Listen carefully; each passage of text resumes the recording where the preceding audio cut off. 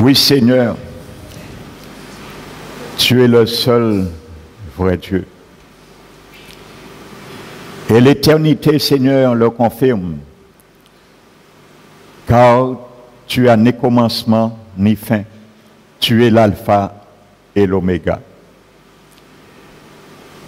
Un jour, Seigneur, comme nous l'avons chanté, nous allons vivre toute la gloire dans sa réalité qui émane de toi. Car en toi, Seigneur, habite corporellement toute la plénitude de la divinité. Et nous avons tout pleinement en toi, car tu es le chef de toute domination et de toute autorité.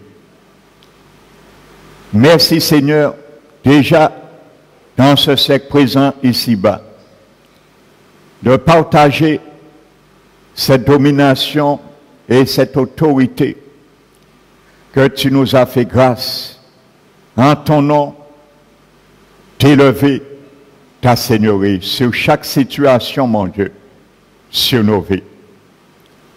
C'est pour cela, nous t'élevons, Seigneur, dans ce lieu.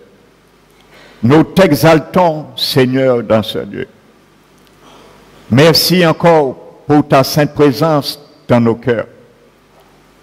Car cette présence, Seigneur, va ouvrir encore les portes de nos cœurs.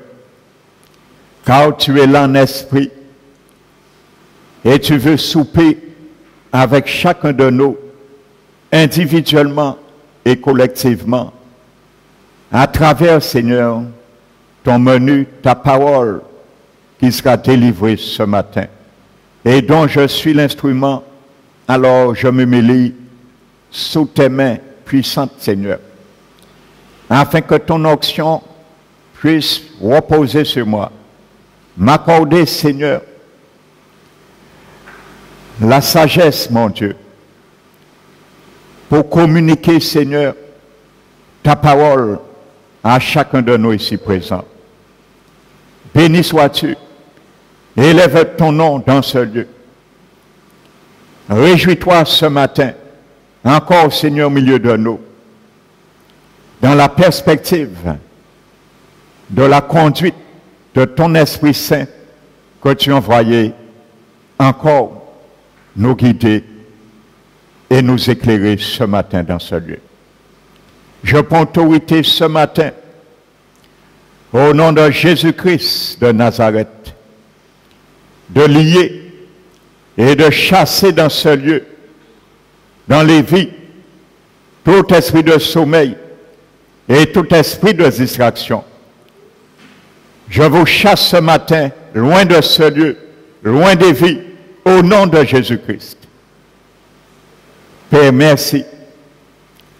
Nous t'élevons, nous te glorifions, nous te donnons toute la gloire que t'es due, dans le nom de notre Rédempteur, Jésus-Christ. Amen. Asseyez-vous, frères et sœurs.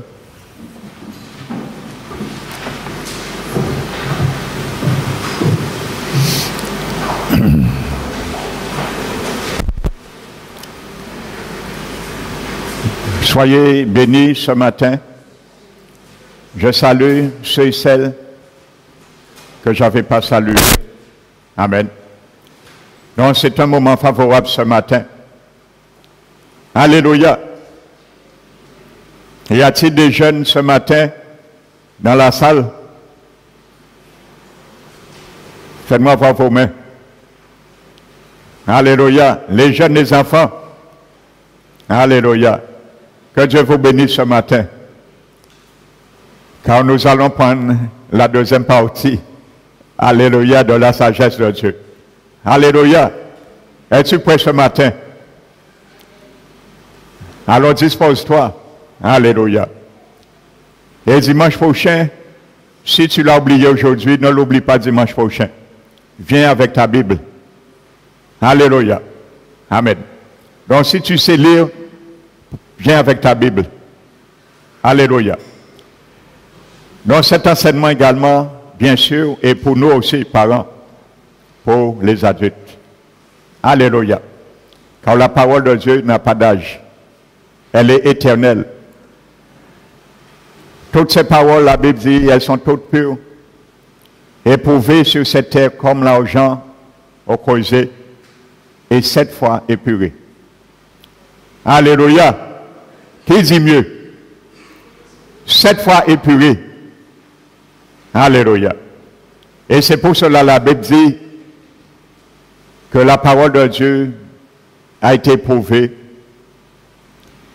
Il est un bouclier pour tous ceux qui cherchent dans cette parole leur refuge. Et la Bible dit, n'ajoute rien de peur que tu sois repris et trouvé menteur. Alléluia. Parce que la parole de Dieu est le oui et l'amen. Alléluia. Donc je vais continuer sur la sagesse. Amen. Et nous allons, par la grâce du Saint-Esprit qui nous conduit, les jeunes, les aînés, l'Esprit de Dieu va nous conduire dans 3 carrefours. Alléluia. À travers cet enseignement, il va nous conduire dans 3 carrefours. Amen. Qui s'appellent Guérard, Beersheba et Gilgal. Donc, nous allons visiter ces 3 carrefours. Alléluia. Pour comprendre l'image qui fait ressortir spirituellement pour nos vies. Lorsque nous voulons agir de nous-mêmes, lorsque nous voulons dire à la parole de Dieu, je préfère faire comme ça, ainsi de suite. Lorsque nous sommes désobéissants, vivre à vie pour les jeunes, l'autorité parentale, les conseils de nos parents, les conseils de nos aînés, les conseils de la parole de Dieu. Nous allons voir les conséquences et également les implications. Amen. Donc dispose-toi ce matin. Nous avions vu, je vous disais dimanche dernier, que le Seigneur Jésus, dans le chapitre de Matthieu 12, verset, au cours de son ministère, il a fait mention de la sagesse de Salomon. Alléluia.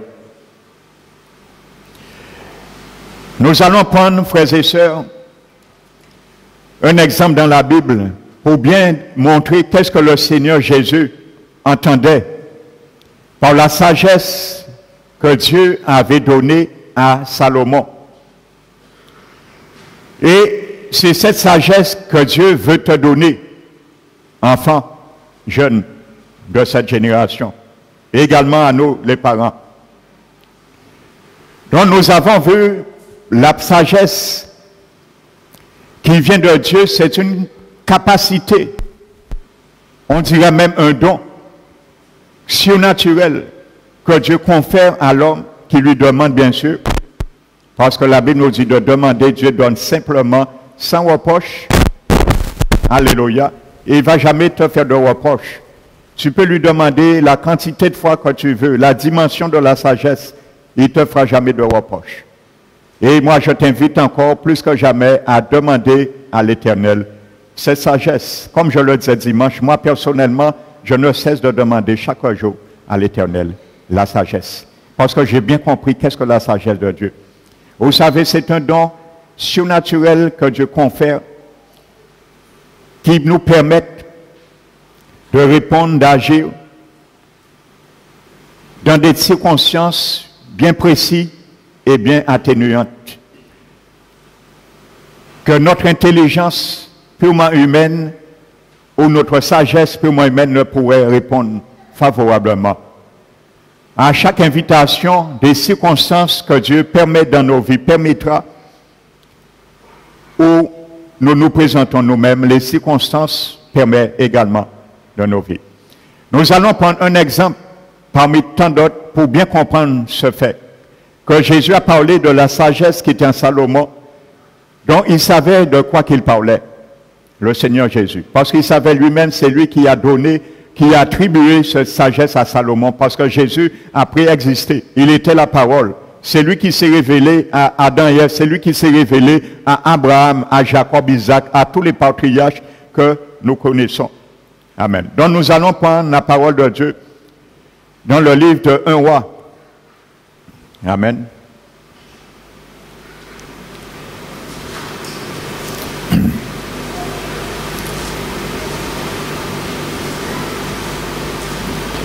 Alléluia.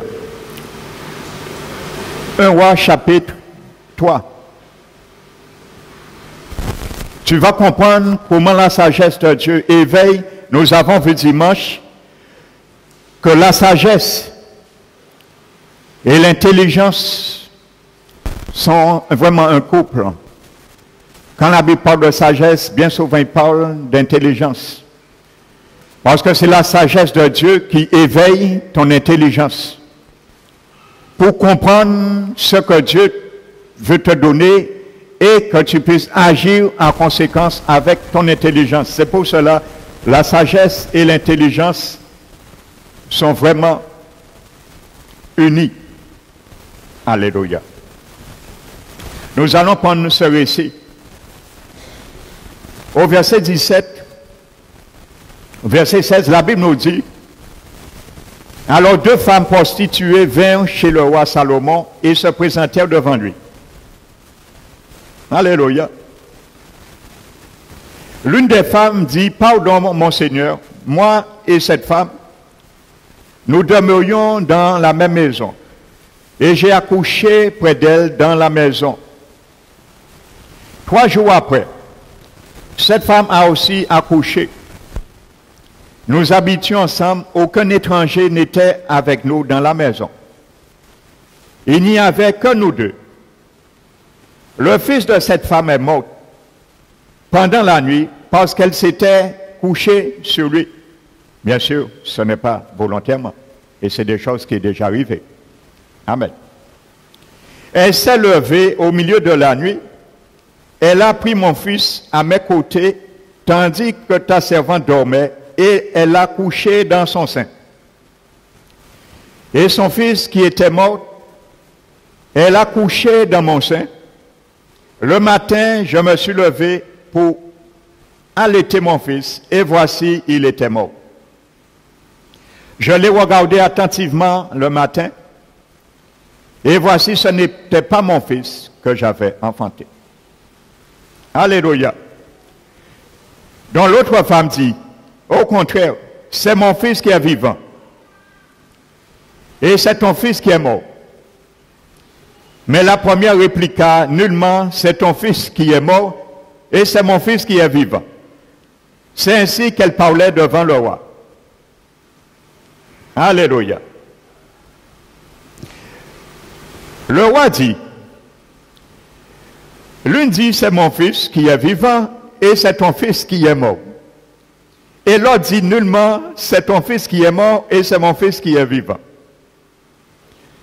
Maintenant, mon frère, ma soeur, mais cette réalité, et ce sont des réalités, peut-être pas des mêmes circonstances qui se présenteront dans nos vies. Qu'aurais-tu fait à la place du roi Salomon? Alléluia. Amen. Eh bien, vous savez, la sagesse qui vient d'en haut a interpellé le roi Salomon. Et c'est cette sagesse qui a agi et qui lui a porté le conseil et la solution. Comme Proverbe 8 l'a dit. Alléluia. Le succès et le conseil est à moi. Je m'appelle l'intelligence, je suis la force. Eh bien, c'est cette sagesse qui a contribué à une bonne décision par la bouche du roi Salomon. Regardez ce qu'il dit. Le roi Salomon, verset 24, il ajouta: apportez-moi une épée. Amen.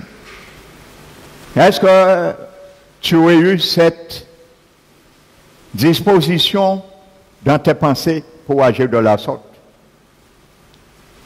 Alléluia. On apporta une épée devant le roi. Et le roi dit, coupez en deux l'enfant qu'il vit. Et donnez-en la moitié à l'une et la moitié à l'autre. Frères et sœurs, vous savez, le roi Salomon n'a pas essayé quelque chose. Il n'a pas tenté quelque chose pour dire si ça marche, il marche, si pas marché, pas marché. Non. Il a agi sciemment et il savait pertinemment à 100% que la mère de l'enfant aurait dit de donner à l'autre l'enfant. Il le savait. La sagesse de l'Éternel l'avait déjà parlé intuitivement, d'une manière inaudible, à l'intérieur de son intelligence. Il le savait. Mais il a agi de la sorte. Amen. Peut-être il aurait dit, non, c'est cette femme qui doit, son enfant appartient à cette femme, ainsi de suite. Ça aurait rentré dans un débat. L'une aurait dit, mais sur quoi tu te bases pour dire que c'est le fils de cette femme? L'autre aurait dit, ainsi de suite. Et bien souvent, c'est des généalogies sans fin. Alléluia. Donc vous voyez, la sagesse qui vient d'en haut nous évite beaucoup d'embrouilles dans nos décisions.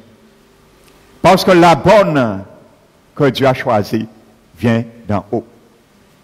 Et la Bible dit, cette sagesse, elle est remplie conciliante, modérée, remplie de miséricorde et de bons fruits, exempte de duplicité et d'hypocrisie. Alléluia. Donc Salomon, maintenant,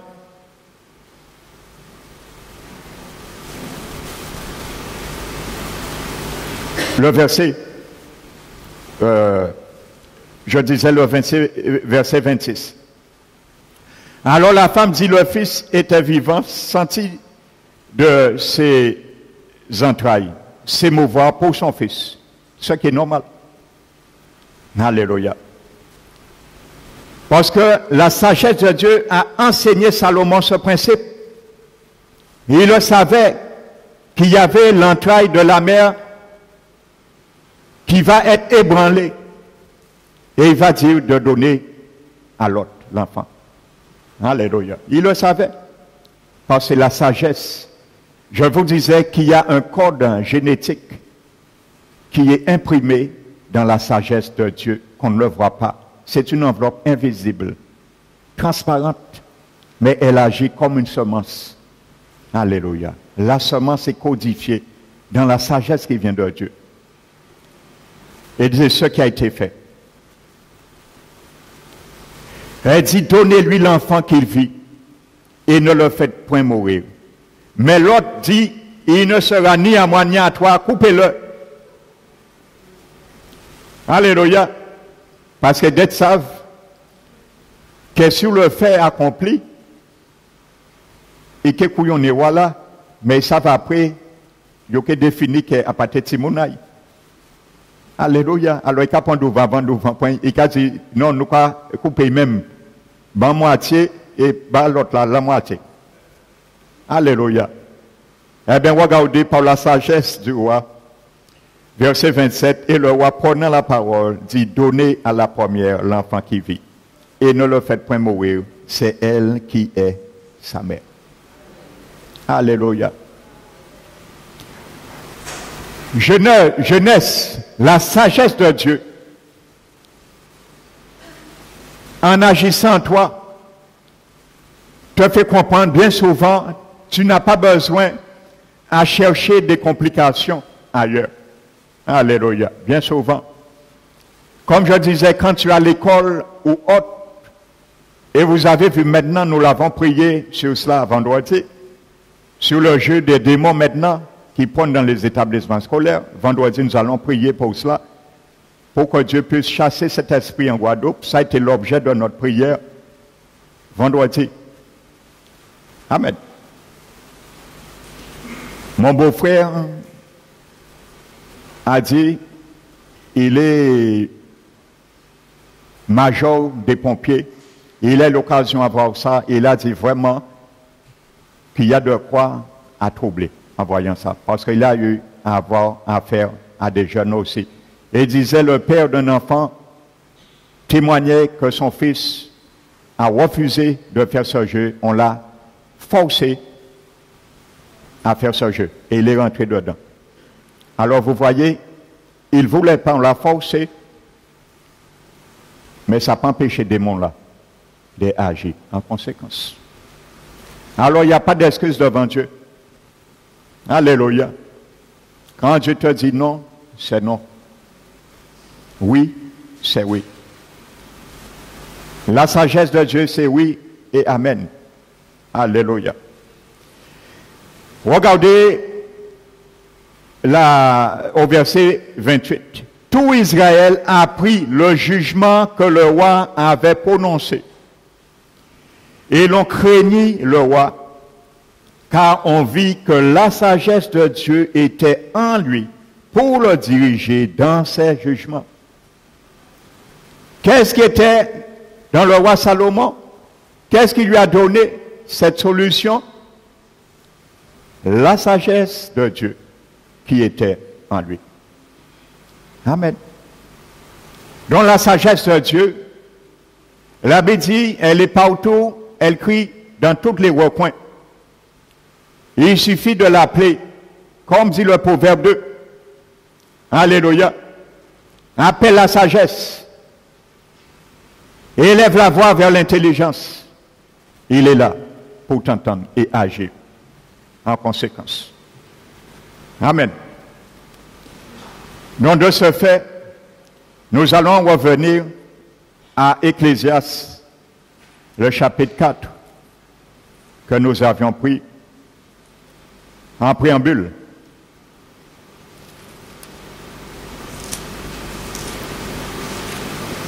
Après les proverbes.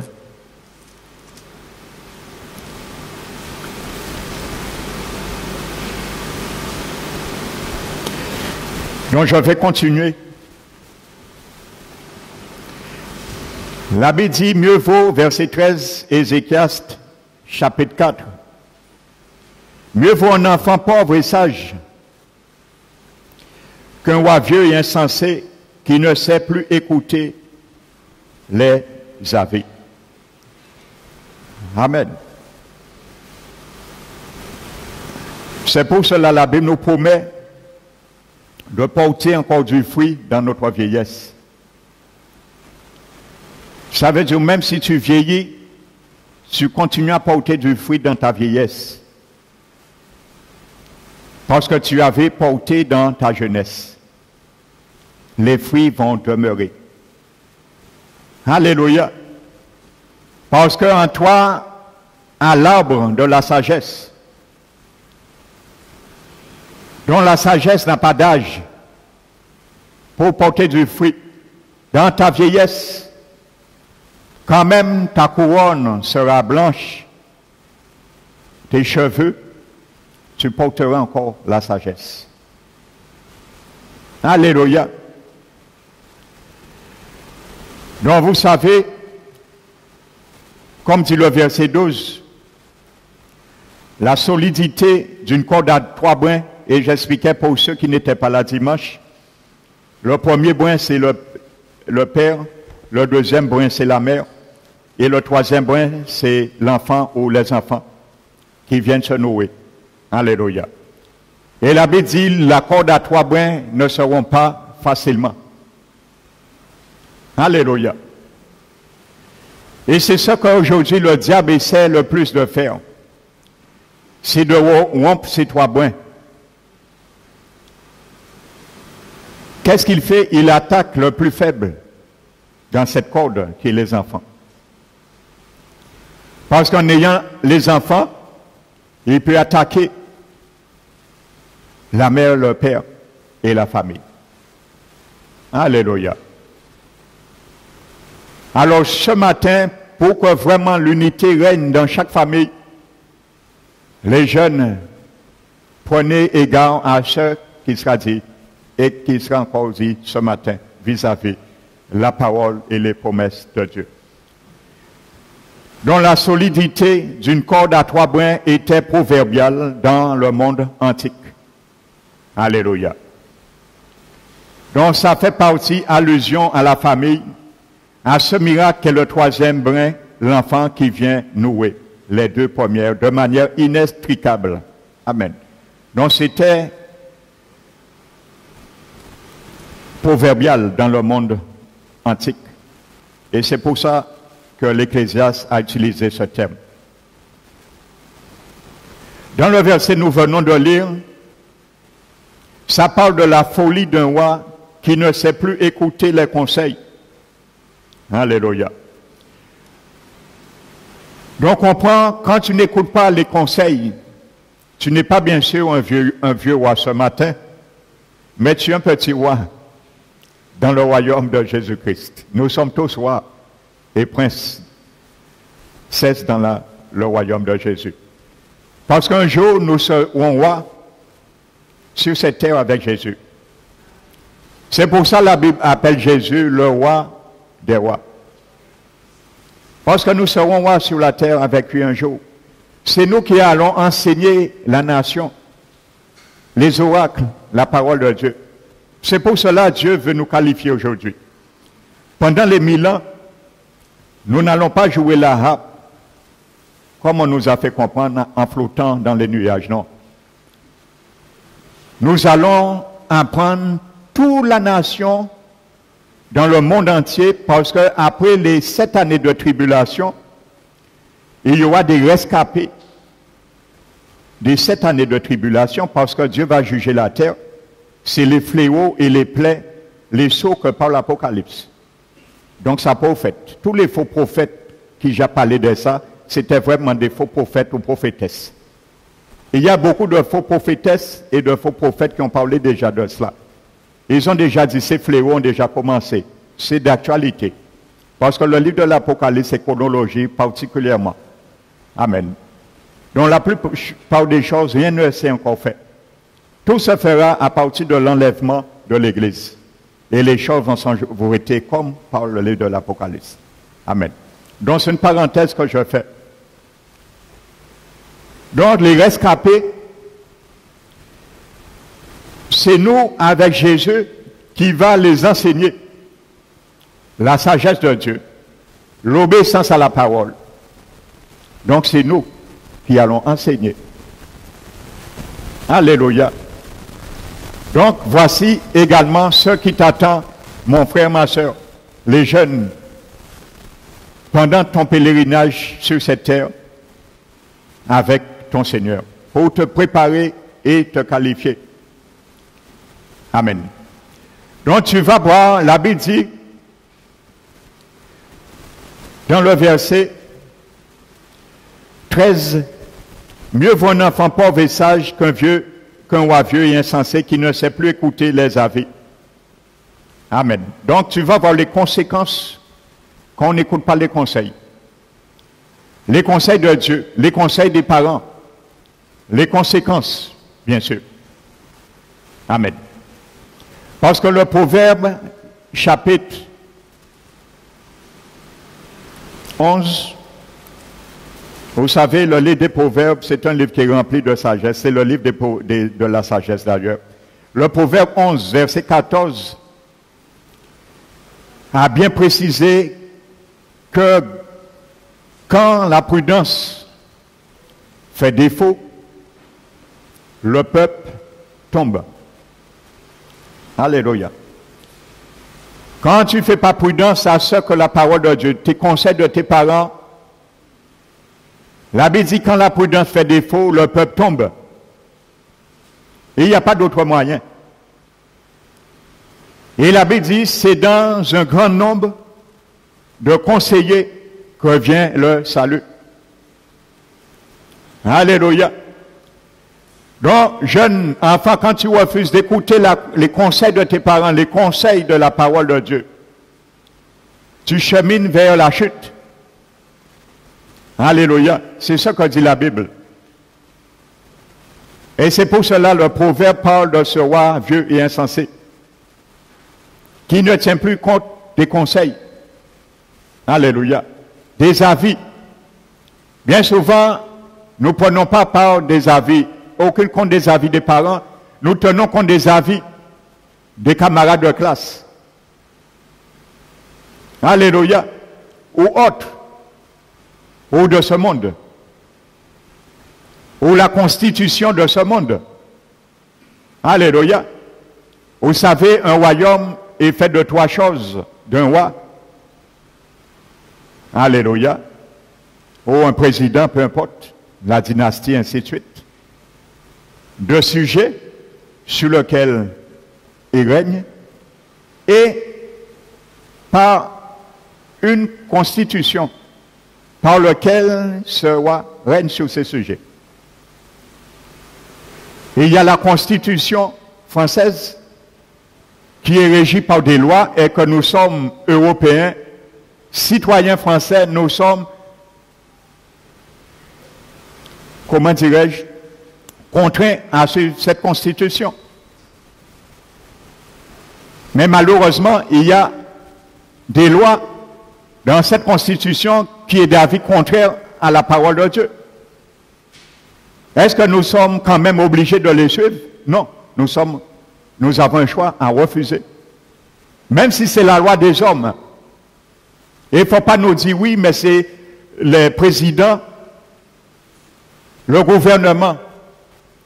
Alléluia, lorsque ça fait enfreint à la loi de Dieu, nous devons obéir à Dieu, à la Bible, avant d'obéir à aucune loi des hommes. Alléluia, c'est comme ça la sagesse de Dieu, nous devons la comprendre. Alléluia. Si la Constitution française, et c'est un fait, dit que quand tu vois un feu rouge, tu dois t'arrêter. Si tu le brûles, tu es passif de sanctions, c'est normal. Un enfant de Dieu doit respecter cette loi, parce que Dieu a établi les autorités. Alléluia. Il ne faut pas nous dire à moi, chrétien, en cas brûlé, le Saint-Esprit qui garde moi, non. Dieu va te laisser même faire un accident pour que tu reviennes à l'obéissance. Amen. Mais si la Constitution française, dans cette même Constitution, te dit que tu peux te marier en tant qu'homme avec un homme, ou en tant que femme avec une femme, tu dois fouler cette loi à tes pieds et la refuser. Même s'il est établi par le gouvernement et dont tu es sujet, citoyen de ce gouvernement.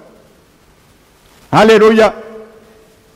Et si on venait te dire, oui, mais c'est le gouvernement qui l'a établi, donc toi, tu peux dire, même si c'est le gouvernement, il y a un seul Seigneur qui règne sur ma vie, c'est le Seigneur Jésus-Christ de Nazareth.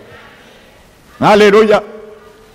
Et tu peux lui montrer aussi, toi aussi, tu as aussi une constitution qui régit ta vie. Et cette constitution s'appelle la parole de Dieu. Parce qu'il y a aussi la parole de Dieu aussi qui décrit cette loi. Dans 1 Corinthiens 6, verset 11. Que le mariage homosexuel est une abomination devant Dieu. Et que tous ceux et celles qui s'allient à cela, c'est en enfer qu'ils iront. Alléluia. Quoi les hommes peuvent dire, que ce soit ton professeur ou autre, peu importe ce qu'ils peuvent dire, c'est ce que tu dis. Alléluia. Voici comme ça, tu dois interpréter et laisser la sagesse de Dieu te conduire dans chaque circonstance de ta vie. Amen. Et tu ne dois pas craindre les hommes au-dessus de Dieu. Tu dois craindre Dieu premièrement. Alléluia. Respecter la loi. Mais quand ça porte atteint à la loi de Dieu, refuser cette loi. Alléluia. Les apôtres ont payé leur prix pour cela. Ils ont payé leur prix pour ça. Alors nous aussi, et les jeunes, tu auras un prix à payer aussi. Alléluia. Parce que tu seras confronté à plus que jamais à ces choses. Alléluia. Comme je disais, ceux qui se présentent maintenant dans les établissements scolaires, de dire non un nom radical. Alléluia.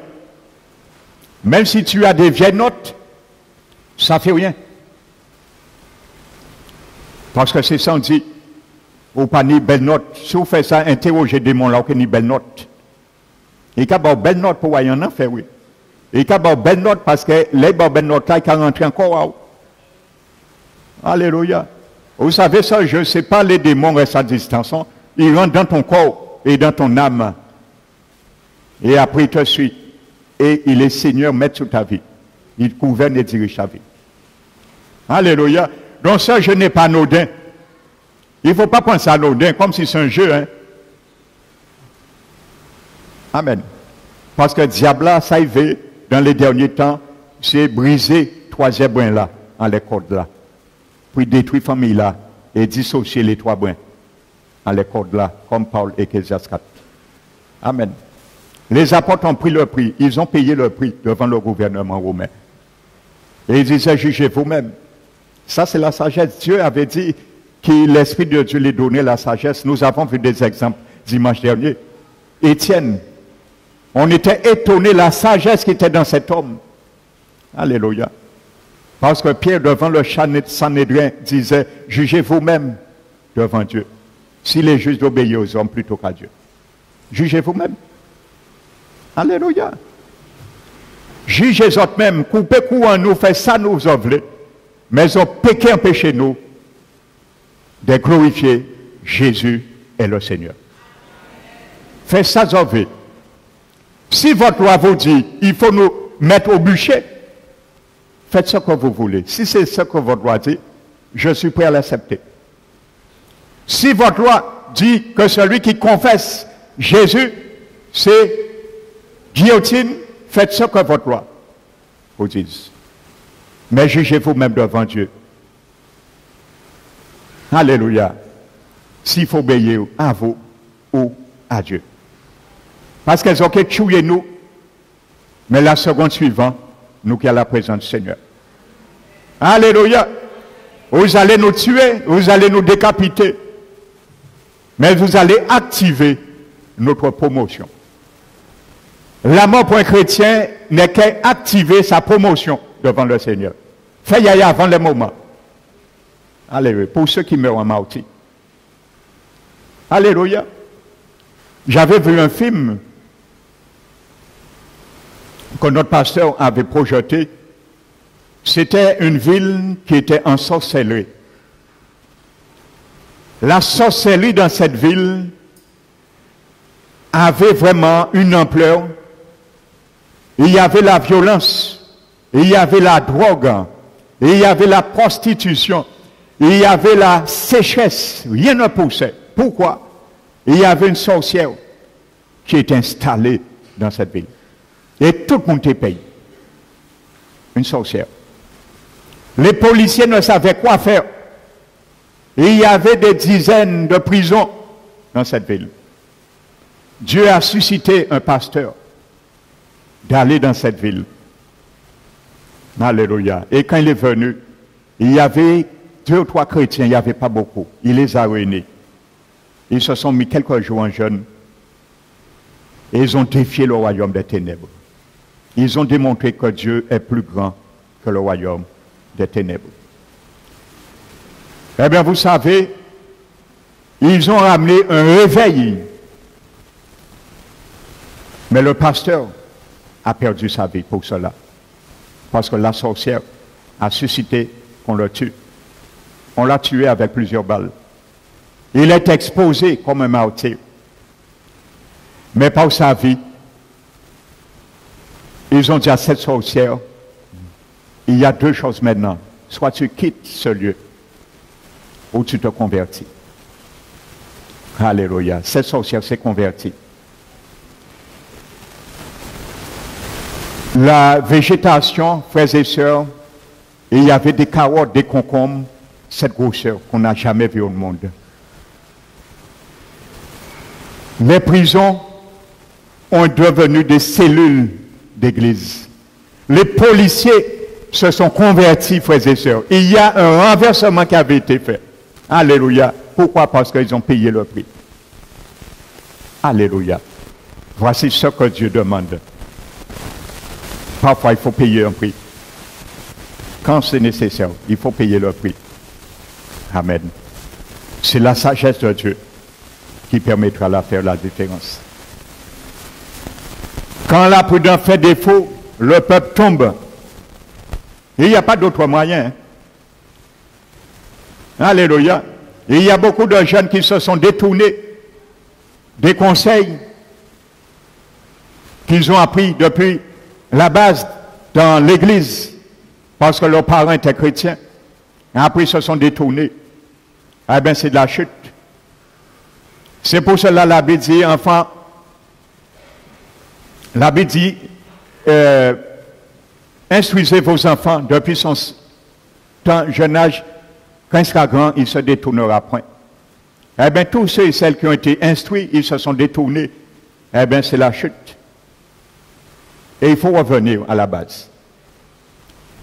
Dieu va te laisser faire ton expérience, mais il va t'enfermer dans un désert. Tu seras obligé de revenir. Alléluia. Amen. Et c'est là que je vais venir avec toi plus tard. Ce qu'on appelle, il te permettra de revenir à Beersheba. Alléluia. Parce qu'il y a un témoignage dans ce lieu pour toi.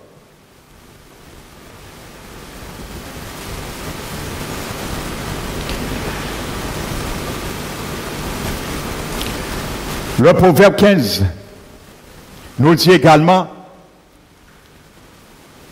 quand on ne consulte personne, les projets échouent, mais lorsqu'il y a beaucoup de conseillers, ils se réalisent. Alléluia. Pour savoir qui est ton conseiller maintenant, qui choisis-tu maintenant comme conseiller? Alléluia. Les mauvais conseillers, pour que tu puisses les refuser maintenant. La Bible dit, verset 22, les projets échouent faute d'une assemblée qui délibère, mais ils réussissent quand il y a nombreux conseillers. Et pendant nous sommes là, le proverbe 20, verset 18, les projets s'affermissent par le conseil. Fais la guerre avec prudence. Alléluia. Ça veut dire, lorsque tu fais des projets, prends conseil et ne te lance pas dans une bataille sans une stratégie bien conçue. Alléluia. Beaucoup se sont engagés à travers des stratégies non conçues parce qu'ils n'ont pas tenu compte de certains conseils. Et ils ont fait des mauvais choix. Et ils ont échoué dans leur mauvais choix. Parfois, lorsqu'on fait un mauvais choix, parce qu'on n'a pas pris note des conseils, on est allé à la guerre sans une bonne stratégie, on a perdu et on perd beaucoup de temps. Alléluia. On perd beaucoup de temps. Alléluia. Il y a beaucoup de jeunes, ils auraient pu faire des études dans Guadeloupe, parce qu'il y a des universités qui correspondent à ce qu'ils cherchent. Mais ils ont préféré d'aller ailleurs en France. Pas parce que c'est meilleur, c'est simplement, c'était pour fuir l'autorité parentale. Et pour être dans le bain des jeunes maintenant. Pour faire comme eux, détachés de la science et de la sagesse de l'Éternel. Alléluia. Eh bien, il y a un prix aussi, ils ont payé ce prix. Et entre-temps, ils ont perdu des temps, des années. Alléluia. Ces années, on ne les rattrape jamais. Même si Dieu est le réparateur des brèches, mais ces années, on les répare. On les, comment dirais-je, on ne retrouve jamais. Alléluia. C'est bien perdu. Amen. Alors ce matin, jeunes enfants, écoute les conseils. Le proverbe 24 dit en effet, c'est par une bonne stratégie que tu gagneras la bataille. Et la victoire s'acquiert grâce à un grand nombre de conseils également. Il accompagne ce verset, ce proverbe 20.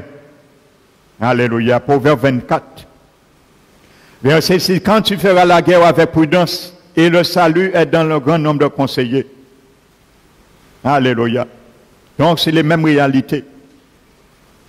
Donc, la sagesse de Dieu est là. Il veut rentrer en toi. Il veut te pénétrer au plus profond de toi.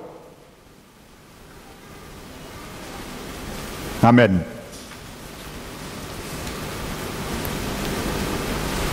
Maintenant, nous allons voir les conséquences. Malgré que tu es dans l'alliance de Dieu, tu bénéficies de la grâce de Dieu. Les conséquences qui sont là dans la désobéissance, dans la voie de l'Éternel. Lorsque nous voulons faire et aimer les choses du monde. Vous savez, Israël a quitté l'Égypte, avait quitté l'Égypte. Ils n'étaient plus en Égypte, mais leur cœur était en Égypte. Ils avaient quitté l'Égypte physique. Mais l'Égypte spirituelle était dans leur cœur, qui revient à la même chose, bien souvent. Alléluia. Comme il y a aussi beaucoup qui étaient dans le monde parmi nous, avant d'être convertis, nous étions dans le monde. Nous sommes sortis du monde. Mais dans beaucoup parmi nous, dans l'Église du Seigneur, le monde est encore dans nos cœurs. Nous portons encore le monde dans nos cœurs. Il y a des choses, nous croyons toujours, et nous avons gardé encore du monde. Et nous ne nous débarrassons pas, ou nous ne voulons pas nous débarrasser, parce que nous voyons que ce n'est pas trop grave pour Dieu. Alléluia. Et bien souvent, ce que nous gardons dans le monde, c'est une forme d'idolâtrie. Et tôt ou tard, le monde va nous rattraper. Alléluia. C'est pour ça, maintenant, dans les derniers temps, le monde est rentré dans l'Église du Seigneur. On retrouve les systèmes du monde dans l'Église du Seigneur aujourd'hui. Pourquoi? Parce qu'on n'est pas détaché totalement de l'Égypte, de ce monde. Il y a le monde aujourd'hui qui est rentré dans l'Église du Seigneur. On reçoit toutes sortes de musique maintenant dans l'Église du Seigneur. Toutes sortes de musique maintenant. Tout style est bon pour glorifier le Seigneur, entre parenthèses, selon l'homme. Alléluia. Aujourd'hui dans l'Église, on a dénaturé la louange, déformé même la louange, ce qu'on appelle la louange. C'est devenu bien souvent un business. Alléluia. Il y a beaucoup de chants dans l'Église du Seigneur, maintenant dans le corps du Seigneur. Ce ne sont plus des adoratrices, ce ne sont plus des adorateurs, ce sont des artistes, des stars. C'est rentré maintenant dans l'Église. L'orgueil a fait de nous des stars. Et maintenant qu'on chante dans les concerts, on ne chante plus pour Dieu. On fait penser qu'on chante pour Dieu, mais on chante pour sa paroisse, de son cœur. On est devenu parfois des stars, et non des adorateurs, des adoratrices. C'est le système du monde. Parce que le monde aime un star, et le star a des idoles. Alléluia. Aujourd'hui, c'est venu comme ça. Et il y a le système du monde. Aujourd'hui, il n'y a pas de jouer musique, il n'y a pas de cours de musique dans le monde, dans l'église du Seigneur. Je n'avais pas nommé de nom.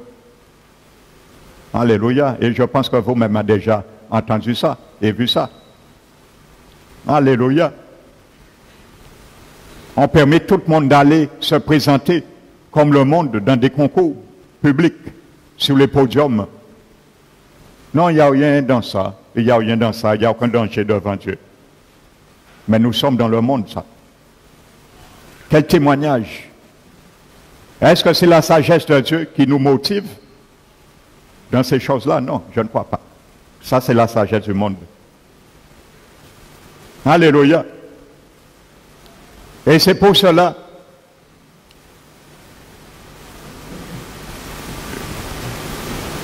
et entre autres, par-dessus tout, l'esprit de maman. je vous apprends rien, qui est rentré dans les derniers temps dans les églises. Maintenant, ce n'est pas en Guadeloupe seulement, mais dans le monde. Maintenant, pour être guéri, pour être délivré, il faut payer. C'est le système mammon qui contrôle les finances du monde. La gérance du monde. Maintenant, pour prier pour toi, il faut prier, il faut payer. Pour délivrer, te délivrer, il faut payer. Alléluia. Parce que c'est ça qui est dans le monde. C'est ça les gars des affaires qu'a fait. C'est ça ces sorciers-là qu'a fait. Alors, c'est rentré dans l'église du Seigneur, ce système, le Dieu mammon. Amen. Alléluia. Donc, il faut payer pour prier bas. Payer pour faire délivrance bas. Donc, ça a un cabinet d'exorcisme, un cabinet de garde des affaires. Et au-delà de cela, on veut faire des choses encore qui est de la sorcellerie, en par-dessus tout. Parce qu'on enseigne aujourd'hui certains chrétiens la sorcellerie. Alléluia. En Guadeloupe, ça se fait aujourd'hui. Hein. Ce n'est pas aux États-Unis, en Afrique. Hein. En Guadeloupe, ça a fait là aussi. Il faut enseigner chrétiens la sorcellerie. Amen. Et je sais ce que je dis pas n'importe quoi. Amen. Vous allez voir, frères et sœurs, toi la jeunesse, quand tu veux fouler les conseils, la sagesse des parents ou de la parole de Dieu, tu veux t'évader parce que tu en manques. Ça veut dire que les conseils qu'on te donne ne te conviennent pas. Donc c'est comme une famine pour toi. Tu es dans un manque. Donc tu te trouves dans une famine spirituellement. Parce que si le projet que tu envisages et le conseil qu'on te donne, qui est salutaire à ce projet, ne te convient pas, donc tu te trouves dans une famine, un manque spirituellement. Et si tu ne veux pas combler ce manque avec les conseils de tes parents, qui viennent bien sûr de la Bible, par la Bible dit, enfants, obéissez à vos parents selon le Seigneur. Également,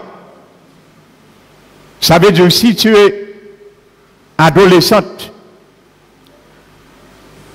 le Seigneur t'a ouvert les yeux, j'explique le contexte selon le Seigneur. Il t'a ouvert ton cœur, tes parents sont païens. Ils sont dans les cultes, dans la tradition, dans les pèlerinages, ainsi de suite. Mais toi, par un prospectus, par quelqu'un qui t'a rencontré, t'a présenté Jésus, tu l'as accepté. Tu dis à tes parents, tu sais, je me convertis maintenant parce que le Seigneur est entré dans mon cœur. Alléluia. Tes parents te disent non, ou péché à suivre le Seigneur, ou péché la religion, nous. À ce moment, la Bible te dit, soyez obéissants selon le Seigneur à tes parents. À ce moment, tu dis à tes parents non. Tu dis non. Parce que le salut est individuel. Je crois ce que je vais faire. Ma décision appartient à moi devant le Seigneur. À ce moment, tes parents ne doivent pas t'interdire à accepter sur le Seigneur. Alléluia. Donc ça, c'est une sagesse qui ne vient pas de Dieu, que tu peux rejeter. Amen. Quoi que ça te coûte. Alléluia.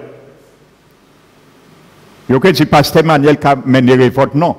Je parle des choses que Jésus lui-même a dit. Il a dit, il n'est pas venu apporter la paix, mais il est venu apporter la division dans les familles. Sa parole, quand il le faut, il y a un choix à faire. Parce qu'aujourd'hui, dans l'église, il y a trop de femmes. Lorsqu'ils se convertissent, Marie a fait une menace. Quand il y a aussi la guerre ou bien ou ainsi de suite. Et vice-versa, ça arrive aussi. Des hommes se convertissent, leurs femmes leur font des menaces également, des reproches. Il y a aujourd'hui des jeunes qui se convertissent, leurs parents leur font des menaces aussi. Parce qu'il y a quoi que renier religion à eux, renier baptême catholique à eux, c'est ça qui a sauvé eux. Alléluia, quand tu comprends, tu as un choix à faire devant le Seigneur. Et moi, je me rappelle, j'étais le tuteur d'un stagiaire, son père travaillait. Je ne vais pas nommer de nom, ni où il travaillait. Il travaille dans un établissement aujourd'hui. Ce jeune avait tout pris la majorité. Eh bien, ce jeune, son cœur était ouvert, il voulait aller à l'église, il voulait suivre le Seigneur. Son père lui faisait des menaces, il me le disait. Il venait, il prie, et il était troublé, et parfois il pleurait. Il me disait, son père lui a dit, si vous voulez, ou quitter la religion, nous renier baptême nous, en cas méthode de yon cas là. Il me disait, quelle position il doit prendre? Moi, ma réponse, je lui ai dit, je te dis ce que Jésus dit. Que tu dois dire à ton père, quoi qu'il fasse, tu as fait ton choix. Parce que si tu meurs ce soir, tu vas en enfer, ce n'est pas ton père qui viendra plaider pour toi. Il ne pourra pas te retirer en enfer. Parce que toi, tu as entendu, il n'a pas encore compris. Il a le voile sur lui. Toi, tu as compris, tu as un choix à faire. C'est tout ce que je peux te dire. Je le dis, je sais, ce n'est pas facile, mais tu as un choix à faire. Paul n'a consulté ni la chair ni le sang quand Jésus s'est présenté à lui. Amen. Donc là, oui. Mais au-delà, quand tu veux t'évader, au-delà de cela, quand tu veux sortir sur les conseils de tes parents qui viennent de Dieu, amen. Parce que tu te sens dans une famine, ça ne répond pas à ta faim, ça ne répond pas à ta soif spirituellement. Alors tu iras dans le monde. Eh bien, nous allons voir un épisode dans la Bible et les conséquences. Alléluia. Vous savez, dans la Bible, le patriarche Abraham, Isaac et Jacob, et ce n'est pas anodin que Dieu nous raconte ces trois famines qu'il y a eu à un moment donné à Canaan. Alléluia. À un moment donné, pendant le séjour d'Abraham, qui est notre père dans la foi, il était à Canaan, il y a eu une famine à Canaan. Jacob, Isaac, son fils, s'est trouvé également au moment qu'il y avait aussi une famine, il était à Canaan.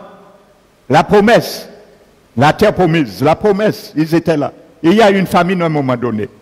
Et Jacob également, à un moment donné, il se trouvait aussi à Canaan, il y a eu aussi une famine.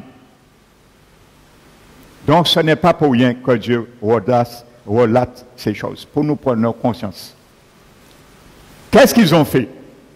Lorsque la famine a frappé, momentanément, Abraham est descendu en Égypte.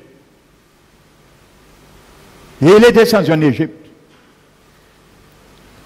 Lorsque la famine a frappé, quand Isaac était à Canaan, il est descendu aussi en Égypte.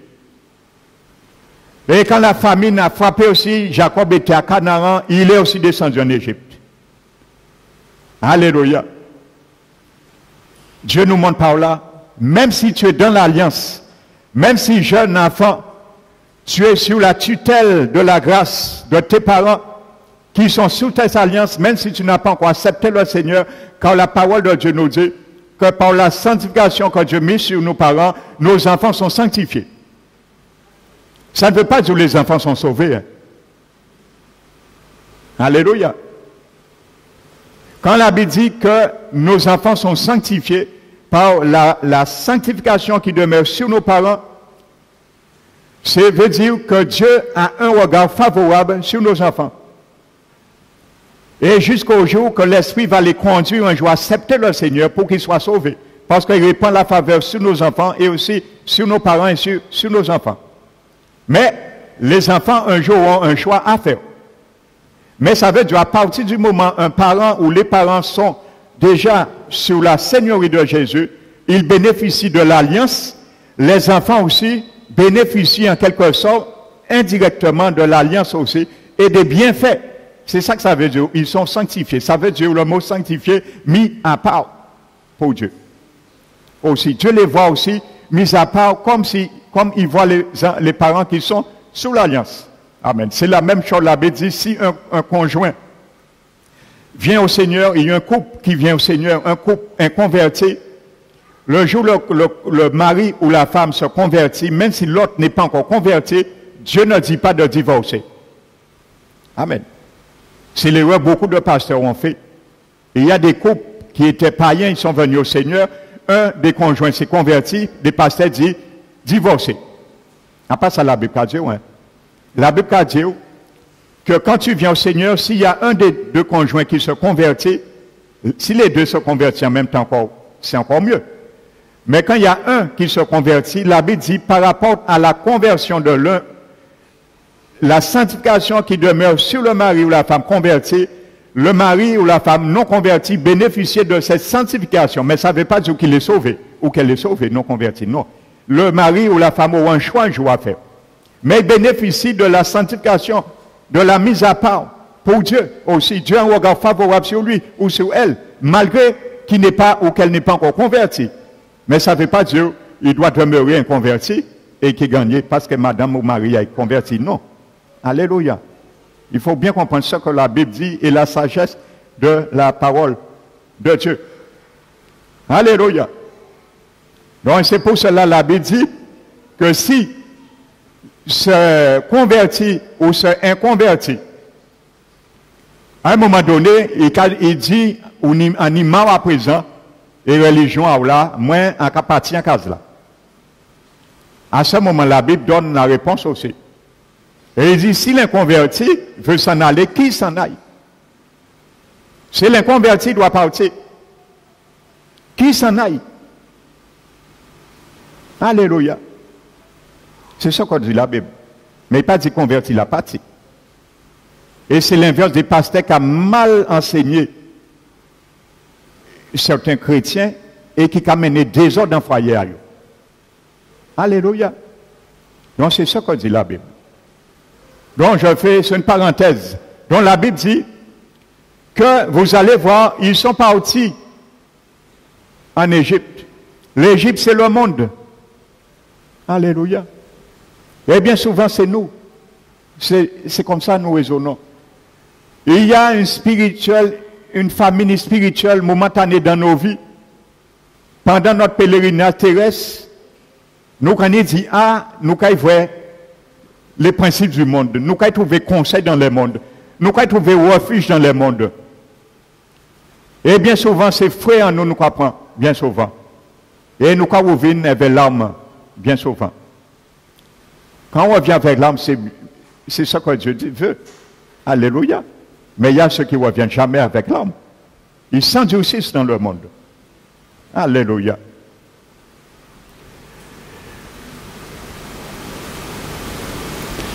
Donc ils habitaient tous les trois à Canaan. Et ils avaient connu une famine. Donc c'est pour cela, ne crois pas la jeunesse que tout ira bien, même si tu es dans le Seigneur. Qu'à un moment donné, Dieu ne va pas permettre des circonstances dans ta vie et que tu aies un bon choix à faire dans certains engagements et décisions que tu vas prendre dans ta vie. Alléluia.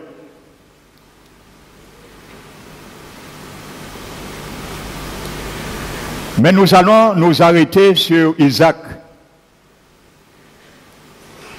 Nous allons prendre Genèse chapitre 26.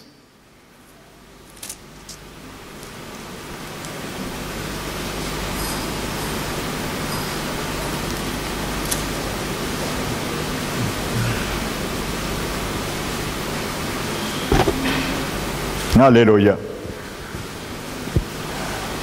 Donc Isaac également, parti, descendait en Égypte pendant la famine. Mais Dieu va l'empêcher d'atteindre l'Égypte alors qu'il était déjà en route. Alléluia. Dieu va l'empêcher de s'y rendre. Dans la Bible nous dit, il y eut une famine dans le pays, autre la première famine qui eut lieu du temps d'Abraham, et Isaac alla vers Abimelech, roi des Philistins à Guérar. Alléluia. Donc le verset 6 nous dit, vous allez lire le précédent verset, et Isaac resta à Guérar. Alléluia. L'Éternel lui avait dit, ne descends pas en Égypte, demeure dans le pays que je te dirai, ainsi de suite. Donc c'est resté un principe. Chaque fois dans l'histoire quotidienne, même nous, quand il y a une famine, quelque chose que nous ne comprenons pas, un passage de désert dans nos vies, nous avons tendance à oublier Dieu.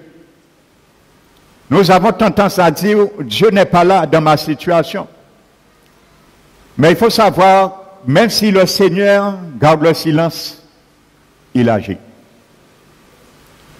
Il faut savoir, même si l'Éternel garde le silence, il agit. Ses mains sont pas attachées, il agit. Et quand il garde le silence, c'est pour nous faire comprendre parfois certaines choses dans nos vies, pour nous préparer. Peut-être nous avons fait un mauvais choix, peut-être nous sommes en train de nous détourner. Il veut nous faire rendre compte de cela. Donc, il y a un moment de passage de vide dans nos vies spirituellement, mais le Seigneur est en train d'agir pour nous faire comprendre une situation, un événement peut-être que nous n'avions pas compris. Mais il agit. Il tient compte de nos prières, il tient compte de nos demandes, il agit. Parce que la Bible dit, ses oreilles sont attentifs aux prières des justes. Donc s'il le dit, il écoute, il prend note dans son dossier. Mais il n'est jamais en retard. Il n'est jamais en retard. Alléluia. Et même si à l'école, tu prends plusieurs fois des notes en dessous de la moyenne, sache que Dieu veut te faire comprendre quelque chose. Avant de te mettre au-dessus de la moyenne. Il veut te faire prendre conscience parfois d'une certaine chose. Alléluia. Il y a toujours quelque chose à comprendre avec l'Éternel. Mais ne va pas en Égypte. Aujourd'hui, l'Égypte représente le jeu des démons. Ne va pas en Égypte parce que tu te sens humilié. Que tous ces jeunes vont faire ça, ils auront 18 sur 20 et toi tu auras 5 sur 20. Non, laisse eux trafiquer avec leurs démons. Mais toi, reste avec la parole de Dieu. Parce que même si la bénédiction tarde, elle arrivera certainement. C'est Dieu qui l'a promis. Alléluia. Dieu a toujours quelque chose à t'apprendre. Il y a quelque chose à t'apprendre. Il veut te mettre sur l'autorité, quelque chose que tu n'as pas bien compris. Il veut t'unir avec les conseils de tes parents. Il y a quelque chose à apprendre. Il faut être attentif. C'est pour cela que la Bible nous dit dans le proverbe, rends attentif ton oreille et incline ton cœur. Alléluia. Vous savez, Dieu avait dit à Moïse, c'est un principe que Dieu élabore pour son royaume. Alléluia. Il avait dit à Moïse, le chapitre 23, je crois, il avait dit que quand je vais vous délivrer et je vais vous libérer, les nations qui vont vous suivre, je ne vais pas les chasser en une seule année. Pourquoi il a dit ça? Il dit, je ne vais pas les chasser en une seule année devant votre face, devant ta face. Il a dit, pourquoi? S'il le chasse en une seule année, il a dit, de peur que le pays ne devienne déserte et que les bêtes sauvages se multiplient contre toi. Il y a une raison. S'il avait fait une année, c'est ça qui serait arrivé. Alléluia. Peut-être vont dire, mais pourquoi l'Éternel ne chasse pas ces nations dans cette année? Mais il y a une raison à cela. Même si l'Éternel n'avait pas dit à Moïse, il avait gardé, il a dit, mais même s'il n'avait pas dit, il y a une raison à cela. On aurait dit, mais l'Éternel t'a pour les chasser devant nous, ces nations à chaque fois. Mais l'Éternel a une raison pour ça. La raison que de peur le pays ne devienne désert et que les bêtes sauvages ne se multiplient contre toi. Mais il a dit, je les chasserai peu à peu devant toi, jusqu'à ce que tu augmentes en nombre et que tu prennes possession du pays. Alléluia. Il veut muscler, il veut aiguiser nos muscles, nous augmenter en nombre, en force et prendre possession du pays. Alléluia. Donc il y a un dessein dans cela. En toute chose, Dieu a un dessein. Et même si tu ne comprends pas son dessein, tu vas le réaliser un jour. Parce que la Bible dit, ce n'est pas par son bon plaisir que Dieu afflige le Fils de l'homme. Dieu ne fait rien par plaisir. La souffrance, Dieu ne le fait pas par plaisir. Quand il te fait passer un désert, il ne le fait pas par plaisir. Quand il nous dit non, attends, il ne le fait pas par plaisir. Il le fait pour sa gloire, parce qu'il veut nous gagner en toutes choses. Alléluia. Donc, Isaac resta à Guérard. Alléluia.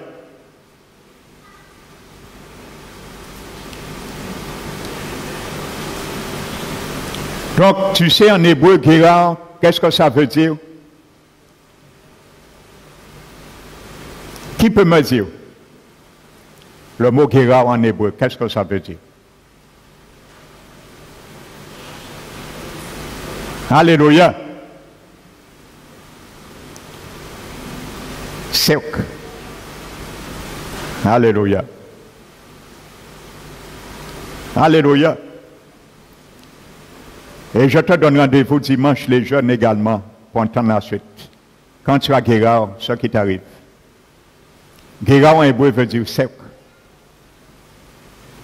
Ça veut dire, en introduction pour dimanche prochain, quand tu quittes la présence de Dieu, où il t'a mis et t'a établi dans son alliance, tu retournes dans le monde chercher solution.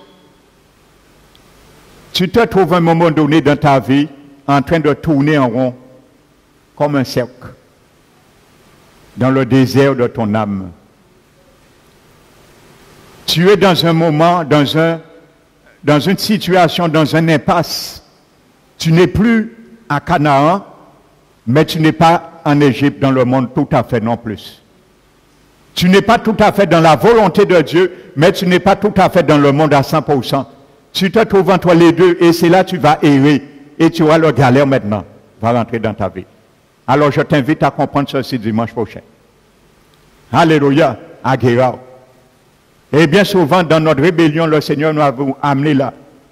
Il va nous ramener là parce que je veux t'amener là à Guérard. Le Saint-Esprit veut nous ramener là. Ensuite, il va te ramener à Bécheba et ensuite à Gilgal. Et tu vas comprendre ces trois principes. Que l'Éternel soit glorifié ce matin. Amen. Nous allons nous mettre debout.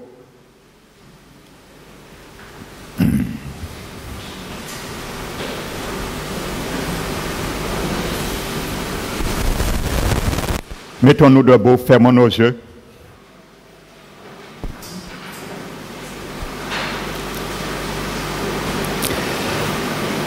Père éternel, nous élevons ton Saint-Nom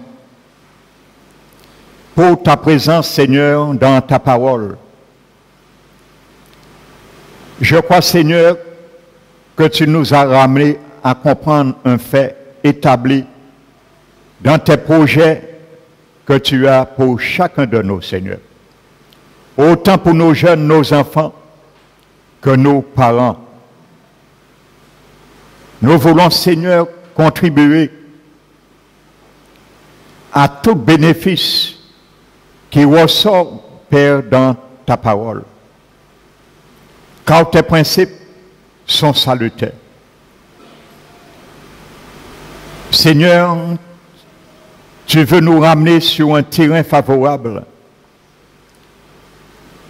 Le terrain, Seigneur, d'illuminer les yeux de nos cœurs pour bien saisir les conséquences majeures et les implications que nous ramenons dans nos vies lorsque nous voulons faire, particulièrement les jeunes, leur propre volonté et satisfaire aux propres désirs de leur cœur. C'est pour cela, Seigneur, ma prière ce matin, que tu puisses encore, par l'assistance de ton Esprit Saint, tu puisses établir encore tes principes qui émanent, mon Dieu, de ta sagesse. Car ta sagesse, Seigneur, a tous les moyens en elle, car c'est une source qui émane de toi. À travers ta sagesse, Seigneur, tu nous permets de boire les eaux de la pluie du ciel pour nous abreuver sur toute situation, sur décision que nous puissions entreprendre, Seigneur. Merci Père éternel, car tes yeux, Seigneur, ont été favorables sur nos jeunes ce matin encore, sur nos parents également. Et tu voudrais, Seigneur, que nous puissions compliquer avec toi, Seigneur, avec ta parole. Encore une fois, Seigneur, ma prière, que tu puisses, Seigneur, donner les conseils à chaque circonstance dans la vie de nos jeunes, leurs décisions, la force, donnant la vigueur à leurs muscles, la vigueur à leur intelligence, toute capacité qui vient de toi, de dire non quand il faut dire non, Seigneur, et de dire oui quand il faut dire oui. Tu nous as décrit, Seigneur, à travers l'histoire de Salomon, la sagesse qui était en lui, qui a surpris, Seigneur, ton peuple, la nation Israël, afin que cette sagesse, Seigneur, ne sera point cachée en eux, mais peut surprendre aussi. Car tu veux qu'elle soit extériorisée par des actes, des pensées et des paroles, Seigneur, qui traduisent cette sagesse qui vient de toi. C'est ma prière dans la vie de chacun de nos enfants, de nos jeunes également, Seigneur. Je te demande, Seigneur, cette grâce également, à travers les jeunes, les enfants qui n'ont pas pu se rendre dans ce lieu ce matin. Que seul toi connais, Seigneur. Que ta sagesse les visite également, par ton Esprit Saint. Père éternel, merci mon Dieu. Nous t'élevons, nous te bénissons, et nous te remettons toute la gloire qui t'est due, Père, dans le nom de notre Seigneur Jésus-Christ. Amen. Nous allons bénir maintenant.